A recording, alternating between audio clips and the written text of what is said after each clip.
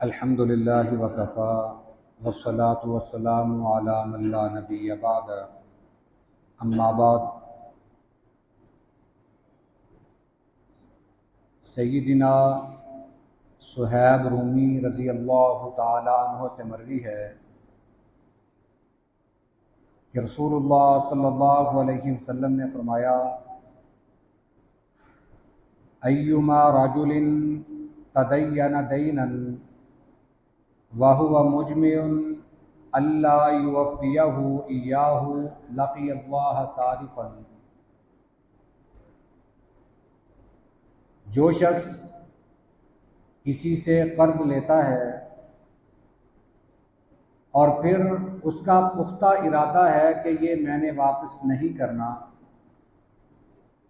واپس نہ کرنے کی نیت سے وہ قرض لیتا ہے اور ادا نہیں کرتا، تو وہ جب اللہ کے سامنے پیش ہوگا تو ایک چور کی حیثیت سے پیش ہوگا۔ یہ سنن ابن ماجہ کی حدیث مبارکہ ہے۔ یہ باب کاروبار کے متعلق پڑھ رہے ہیں،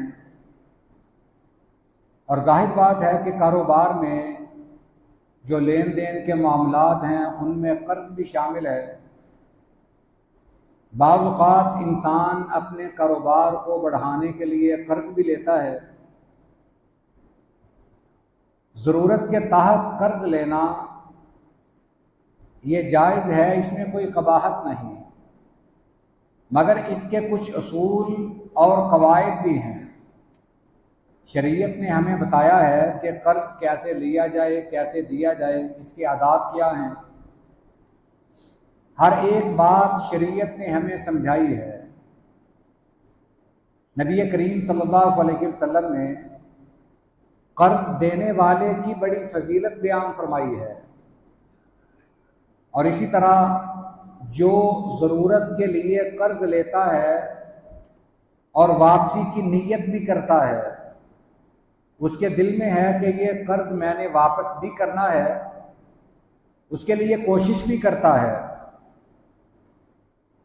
تو آپ نے فرمایا کہ ایسے بندے کی اللہ بھی مدد کرتا ہے۔ غیبی مدد اللہ کی طرف سے بھی آتی ہے، مگر ایسا بد نصیب بندہ جو قرض تو لیتا ہے مگر اس کی نیت نہ دینے کی ہے، اس کا ارادہ ہے کہ یہ قرض میں نے واپس نہیں کرنا۔ اب اس میں دو صورتیں ہیں، ایک تو یہ کہ قرض واپس کرنے کے لیے اس کے پاس رقم موجود ہے، اس کے باوجود وہ واپس نہیں کرتا، اور ایک صرف نیت ہے کہ میں نے واپس نہیں کرنا اور اس کے پاس رقم بھی موجود نہیں، تو یہ دونوں گناہ میں برابر کے شریک ہیں، کیونکہ ان دونوں کی نیت ایک ہے۔ ایک کے پاس واپس کرنے کے لیے رقم موجود ہے مگر وہ کرتا نہیں، اور ایک کے پاس رقم تو ہے، یعنی وہ رقم واپس نہیں کرنا چاہتا، اور ایک کے پاس رقم ہے ہی نہیں مگر اس کے دل میں ہے کہ اگر آ بھی جائے تو یہ میں نے واپس نہیں کرنا۔ یہ دونوں برابر ہیں۔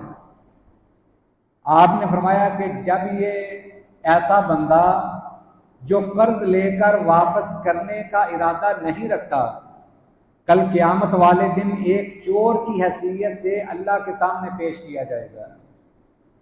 یہ بہت بڑا جرم ہے۔ ہم قرض کے معاملات کو سمجھتے ہیں کہ شاید ان کا تعلق لین دین کے ساتھ ہے، جبکہ اس کا خاص تعلق ہمارے دین کے ساتھ بھی ہے۔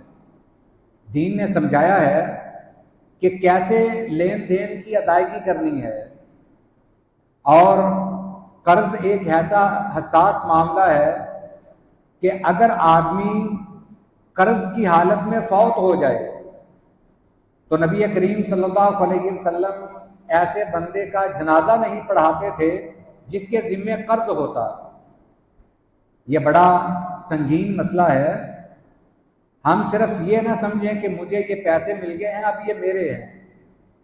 آپ جتنا بھی قرض لے لیں وہ آپ کو واپس ضرور کرنا ہے، اور وہ آپ کی رقم نہیں. اگر آپ یہ سمجھتے ہیں کہ یہ میری رقم ہے اور وہ واپس نہیں کرتے، تو ایک وہ چور جو رات کے اندھیرے میں چوری کرتا ہے، اور ایک آپ چور ہیں جو اس انداز سے چوری کرتے ہیں.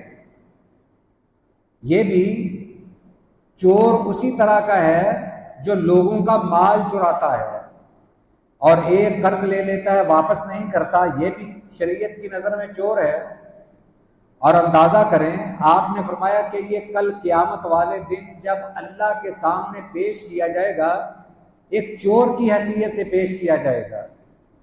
اور ایک حدیث مبارکہ میں آتا ہے کہ جو دنیا میں کسی کا مال ہڑپ کرے گا، کسی کا مال غصب کر لے گا، کل قیامت والے دن وہ مال اپنے سر پر اٹھا کر لائے گا. کسی طرح کا بھی مال اس نے چرایا ہے، خیانت کی ہے، تو کل قیامت والے دن وہ مال سارے انسانوں کے سامنے اپنے سر پر اٹھا کر لائے گا. یہ ایک ایسی ذلت ہے جسے انسان برداشت نہیں کر پائے گا، مگر قیامت والے دن کی یہ ذلت اسے کوئی روک نہیں سکتا. اس کا وقت آج ہمارے پاس دنیا میں ہے. اگر ہم قیامت کی ذلت سے بچنا چاہتے ہیں تو اس کے لیے ہمیں آج اپنی اصلاح کرنی ہوگی، اپنے اعمال کو درست کرنا ہوگا. اللہ سے دعا کریں قیامت کی ذلت سے ہمیں محفوظ فرمائے. وآخر دعوانا ان الحمد للہ رب العالمین.